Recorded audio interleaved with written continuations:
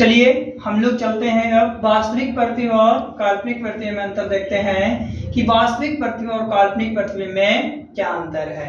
तो वास्तविक कहने का मतलब रियल होता है और काल्पनिक कहने का मतलब हम देख नहीं सकते हैं, वो रियल नहीं होता है, यानी वास्तव में नहीं होता है। तो वास्तविक प्रतिबिंब और काल्पनिक प्रतिबिंब में क्या अंतर है। तो बताइए कि वास्तविक प्रतिबिंब में जब रियल होता है तो सही में दिखेगा और काल्पनिक प्रतिबिंब में सही में नहीं दिखेगा। क्यों? क्योंकि वास्तविक प्रतिबिंब जो होता है वो आपको वास्तव में बनता है और काल्पनिक प्रतिबिंब आपको वास्तव में नहीं बनता है। और क्या कहते हैं, जब वास्तव में बनेगा तो उसको देख सकते हैं, जब देख सकते हैं उसको प्रतिबिंब को बना सकते हैं, इसीलिए बोला जाता है कि वास्तविक प्रतिबिंब को पर्दे पर प्राप्त किया जाता है, लेकिन काल्पनिक प्रतिबिंब को पर्दे पर प्राप्त नहीं किया जाता है। फिर है वास्तविक प्रतिबिंब जो होता है वो हमेशा उल्टा बनता है। वास्तविक प्रतिबिंब क्या बनता है? उल्टा। और जो काल्पनिक प्रतिबिंब बनता है वो हमेशा सीधा बनता है। और वास्तविक प्रतिबिंब में जो बनता है वो बड़ा हो सकता है, बराबर हो सकता है ना, छोटा हो सकता है, लेकिन जो आपका काल्पनिक प्रतिबिंब बनता है उसमें बराबर एक होता है और फिर बड़ा होता है। एक अभी हम लोग प्रतिबिंब जान रहे हैं तो दर्पण में जान रहे हैं। किसमें जान रहे हैं? दर्पण में। चलिए तो अंतर देखते हैं हम लोग वास्तविक और काल्पनिक प्रतिबिंब में अंतर। तो क्या है, एक तरफ वास्तविक लिखते हैं और एक तरफ काल्पनिक लिखते हैं। वास्तविक प्रतिबिंब में अंतर जानेंगे और काल्पनिक में भी अंतर जानेंगे।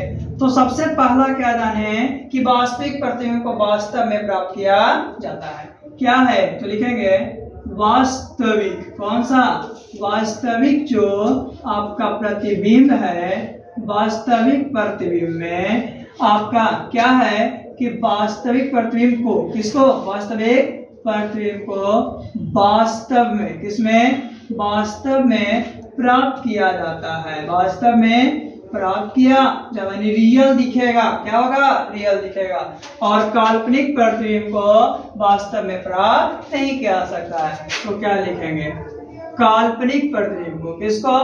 काल्पनिक प्रतिबिंब को वास्तव में, किसमें? काल्पनिक प्रतिबिंब को वास्तव में प्राप्त नहीं कर सकते हैं, प्राप्त नहीं कर सकते हैं या नहीं किया जाता है। सबसे पहले एक अंतर देख लिए कि जो आपका वास्तविक प्रतिबिंब को वास्तव में प्राप्त किया जा सकता था, काल्पनिक प्रतिबिंब को वास्तव में प्राप्त नहीं किया जा सकता था। दूसरा, वास्तविक प्रतिबिंब को, किसको?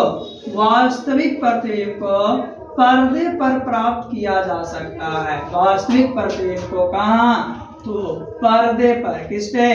पर्दे पर प्राप्त किया जाता है, पर्दे पर प्राप्त किया जाता है। लेकिन जो काल्पनिक प्रतिबिंब होता है उसको पर्दे पर प्राप्त नहीं कर सकते हैं। यानी काल्पनिक प्रतिबिंब को, किसको? काल्पनिक प्रतिबिंब को हम लोग लिखते हैं क्या कि काल्पनिक प्रतिबिंब को पर्दे पर, किससे? पर्दे पर प्राप्त नहीं किया जा सकता है, नहीं किया जा सकता है। तीसरी बात करते हैं तो जितने भी वास्तविक प्रतिबिंब होते हैं वो हमेशा उल्टे होते हैं। वास्तविक प्रतिबिंब हमेशा उल्टे होते हैं। तो क्या लिखेंगे? वास्तविक प्रतिबिंब। वास्तविक प्रतिबिंब जो है आपका हमेशा उल्टा होता है। वास्तविक प्रतिबिंब हमेशा क्या होता है? उल्टा होता है।